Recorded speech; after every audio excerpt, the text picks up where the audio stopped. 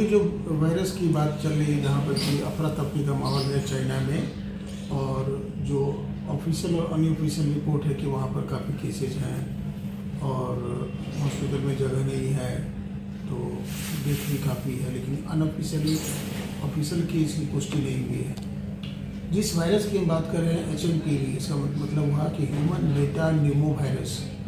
ये वायरस कोई नया वायरस नहीं है, कोरोना वायरस भी नहीं है, ये स्पष्ट कर देना चाहता हूँ। ये एक तरह का रेस्पिरेटरी वायरस है, जैसे इन्फ्लुएंजा वायरस है, RSV वायरस है, पारा इन्फ्लुएंजा वायरस है। उसी तरह का एक वायरस है जो कि 2001 में पहली बार आइसोलेट हुआ।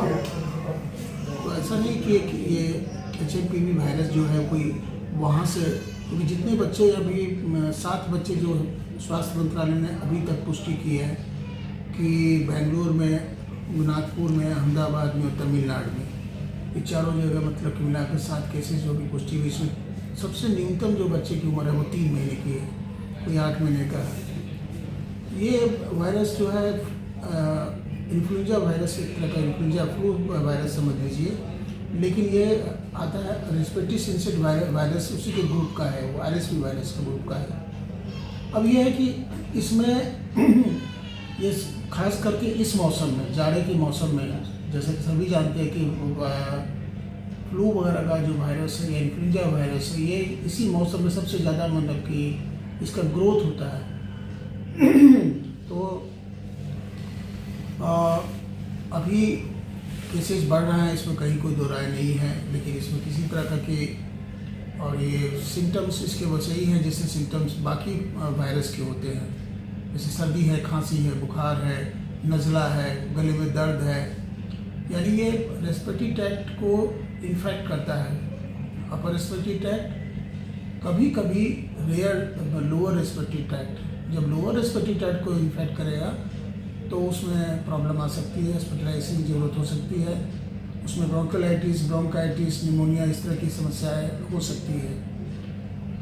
अभी किसी भी तरह की पैनिक होने की ज़रूरत नहीं है, क्योंकि इस बीमारी का कोई एंटीवायरल मेडिकेशंस नहीं है, सपोर्टिव केयर है, सेल्फ लिमिटिंग है, खुद से ठीक होने वाला है।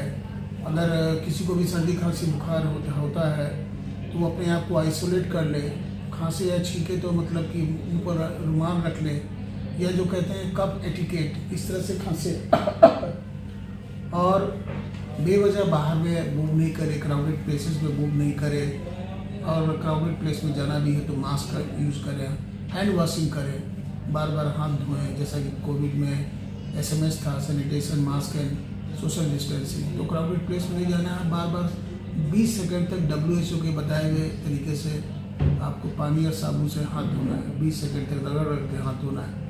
अगर आप किसी भी चीज़ को, इन्फेक्टेड चीज़ को भी छूते हैं तो उस हाथ से जो आपका इन्फेक्टेड हो गया, अगर मैंने इसको छीन लिया तो इसको बार बार हम अपने मुंह पर नहीं ले जाए। अगर यहाँ पर अगर किसी बच्चे ने सीधी किया, खांसी किया और उसके बाद उसका ड्रॉपलेट इन्फेक्शन में संक्रमण यहाँ फैल गया और हमने इसको छुआ, तो हम हमारे नाक से या मुंह से जा सकता है। इसलिए ज़रूरी है कि हाथ को सब बिना मतलब कि हाथ को धोए हुए चेहरे तक नहीं ले जाना है। अब चूँकि अभी तक कोई भी डेथ की रिपोर्ट भारत वर्ष में नहीं है। 3 महीना सबसे लोवेस्ट एक बच्चा है जिसको कि बेंगलुरु में सबसे पहले इसको डायग्नोसिस हुआ, फिर 8 महीने के बच्चों को। तो ये किसको प्रभावित करता है? ये प्रभावित करता है यूजुअली छोटे बच्चों को, 5 साल से नीचे वाले बच्चों को, या मतलब कि जो एडल्टली लोग हैं, जो 65 साल के ऊपर वाले बच्चे, वृद्ध लोगों को, या वो लोग जो कि क्रॉनिक डिजीज से सफ़र कर रहे हैं, जैसे डायबिटीज़ है, किडनी की बीमारी है, इम्यूनो कॉम्प्रोमाइज़ है, कैंसर रोग से पीड़ित है।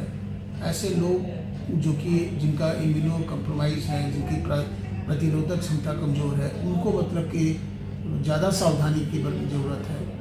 और लेकिन इसके साथ साथ मैं इतना जो कहूँगा कि आप किसी भी तरह का कोई भी अलार्मिंग कंडीशंस नहीं है। चाइना से आया है कि ये कोई कोरोना वायरस नहीं है, वायरस ऐसा है जो कि हमारे यहाँ पहले से भी था। ये ज़रूर है कि इसका स्ट्रेन कौन सा स्ट्रेन है, इस पर मतलब कि जो अभी डायग्नोसिस वही हो रहा है कि क्लिनिकल तो कोई भी आदमी इसको डिफ्रेंशिएट नहीं कर सकता है कि ये फ्लू वायरस है कि RSV वायरस है, कि पारा इन्फ्लुएंजा वायरस है, या मतलब कि ये HMP वायरस है, क्योंकि सबके लक्षण एक जैसे हैं। डायग्नोसिस सिर्फ कंफर्म हो सकती है RTC PCR पर ही हो सकती है, जिसको कहते हैं न्यूक्लिक एसिड एम्प्लीफिकेशन टेस्ट होती है, जो कि जिसके लिए भारतवर्ष में बहुत जगह में लैब की फैसिलिटी है। किसका टेस्ट करना है? टेस्ट सबका नहीं करना है। तो ये मान के चलेंगे कि सब जितने बच्चे या बड़े जिसको सर्दी खांसी बुखार है वो 3 दिन 4 दिन में वो स्वतः ठीक हो जाता है। सिम्टोमेटिक केयर है, इसमें एंटीबायोटिक की कोई ज़रूरत नहीं है। सर्दी खांसी है तो गले में दर्द है तो वार्म सलाइन गार्गल कीजिए, स्टीम का भाप लीजिए, ढेर सारा पानी या हाइड्रेशन कीजिए। पैरासीटामोल अपनी एज के हिसाब से आप पैरासीटामोल बुखार के लिए ले सकते हैं। खतरा तब है जब सपोज किया कि 4 दिन 5 दिन हो गया, बुखार नहीं ठीक हो रहा है और बच्चे की सांस की गति तेज हो गई, सपोज किया निमोनिया के लक्षण है, बट पेशेंट कहर रहा है। ऐसे केसेस में निश्चित रूप से फर्दर टेस्ट की जरूरत होती है कि ये कहीं HMP वायरस या इवन मतलब कि इन्फ्लुएंजा वायरस या पारा इन्फ्लुएंजा या RSV वायरस या राइनो वायरस, तरह तरह के वायरस है। क्योंकि अभी भारतवर्ष में जो इस समय का जो सीजनल फ्लू चला हुआ है उसमें 3 तरह के वायरस आइसोलेट हो रहे हैं। Influenza virus, HMPV virus, mycoplasma pneumonia, ये तीनों मतलब कि पैथोजेंस आइसोलेट हो रहे हैं। इसलिए नटसेल में हम यही कहेंगे कि अपना सावधानी बरतिए,